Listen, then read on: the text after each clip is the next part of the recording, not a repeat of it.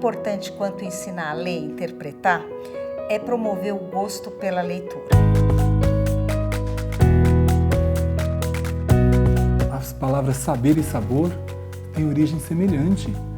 Então, assim, ler com gosto, com sabor, faz toda a diferença. Apenas 18% dos brasileiros dizem que leem por prazer.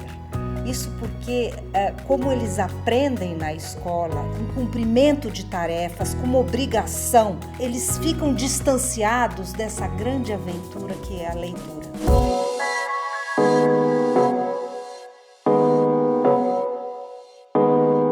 É muito diferente eu ensinar a leitura porque eu tenho que ensinar. E outra coisa é ensinar porque eu entendo a leitura como algo que pode alterar a vida do meu menino para melhor. A gente não pode esperar que um aluno de 5º, de 6º ou de 7º ano se interesse naturalmente por um Machado de Assis. É preciso que o professor saiba mediar, favorecer, tornar possível o acesso a diferentes tipos de livros. Agora, no segundo semestre, nós começamos a lidar com uma outra realidade, que foi a da poesia, né? Para ver um outro tipo de material, de algumas formas de expressão também que foi muito útil para a gente. Aí nós conhecemos poesia de forma fixa, poesia de forma livre, com versos, com rimas.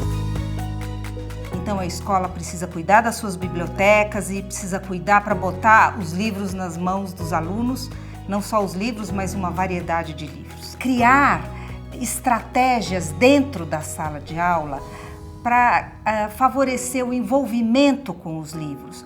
Por exemplo, rodas de leitura, discussões de livros, mini bibliotecas em sala de aula. E por último, é preciso ajudar o aluno a se perceber enquanto sujeito leitor, porque nem todo mundo gosta de todos os tipos de livro, claro.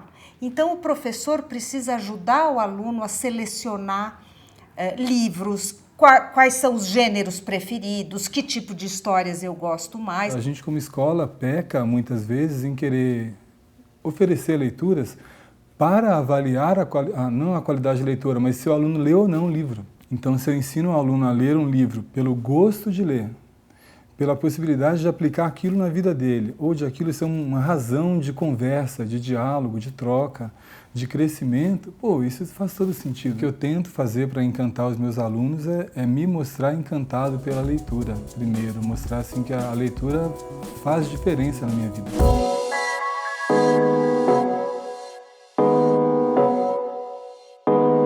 A leitura deles hoje não é mais uma leitura linear, como era a minha, como era de muitos de nós professores. Nós aprendemos a nos sentar, ficar em silêncio, ler concentradamente por 2, 3 horas. Hoje, raríssimos são os alunos que têm essa capacidade, essa paciência de sentar e fazer isso. Então, o que eu tenho procurado fazer para driblar essa dificuldade é entender que esse menino é diferente de mim. O menino, por exemplo, prefere jogar o videogame do que ler um livro.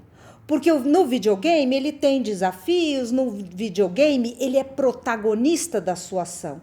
E muitas vezes na escola ele apenas tem que repetir as mesmas palavras do livro sem se envolver com o que é lido e o que é trabalhado no livro, sem a chance de dar suas opiniões e de mostrar o que aquele livro tem com a sua vida. Essa geração é uma geração de internet.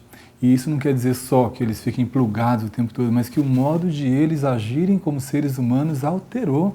Eles não têm mais essa capacidade mesmo de longa duração. E quanto mais diversificada for a forma dessa aula de leitura, tanto melhor. Procura assim diversificar o instrumento, ora a imagem, ora o som em movimento, ora a minha leitura, ora alguém lendo, ora alguém representando.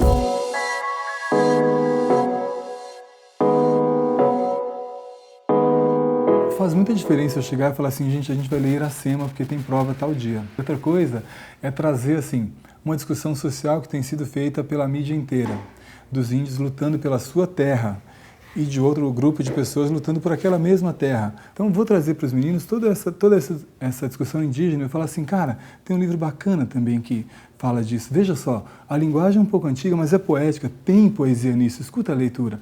E vou ler, porque Iracema é uma leitura ritmada, é prosa poética, né? Tem muitas figuras de linguagem ali, e vou tentar encantar o aluno com aquilo, ainda mais que é um livro assim, adolescente no sentido pueril da coisa.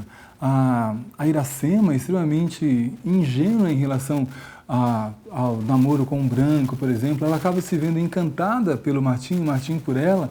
Ele vê a Iracema tomando banho pelada no rio, né? E ela, incomodada com aquilo, falou: opa, tem algum estranho por aqui. Ela não visualiza muito bem, saca a flecha dela, pá, atira a flecha, pega o rosto do Martim, e ali começa a relação dos dois. Então, nota, eu estou continuando a discussão sobre índios, e essa leitura entrou no bojo da discussão. Não foi assim, vamos ler Iracema, mas Iracema entrou como parte de uma discussão maior, e não vai parar ali, né? A leitura pode me levar para fazer projetos de interferência. O que a gente, aluno de 9º ano, pode fazer, ou de Fundamental 2, todo ele, o que a gente pode fazer em relação à cultura indígena? 2 leitores nunca vão ler da mesma forma o mesmo texto, e aquele que lê é aquele sujeito que faz perguntas ao texto, que busca informações, que se encanta por uma parte, que não entende a outra, que concorda com o autor num momento e que discorda no outro. Essa atividade complexa de perguntar, concordar, relacionar com coisas do texto, relacionar com coisas de fora do texto, essa é uma atividade complexa, mas que envolve o aluno. A saga do Harry Potter, o Ladrão de Raios, o Jogos Vorazes, são livros assim enormes. Senhor dos Anéis, né? Você olha assim, até tem preguiça de encarar aquilo. Mas quando você entra para ler, você percebe que são várias micronarrativas, assim, ó, pequenininhas, e todas elas compondo o universo inteiro. Esse é o segredo que faz os meninos terem gosto de ler um livro de 700 páginas e não ler um livro de 100 que a gente oferece. Vão ler Tio, por exemplo, do José de Alencar. Quanto mais contextualizada a leitura estiver, tanto mais chances de sucesso a gente vai ter, de formação de leitor. Ele dá à leitura a forma que ele puder dar. Ele vai ler o livro com os óculos dele. Com a minha interferência, sim, mas é ele quem produz sentido.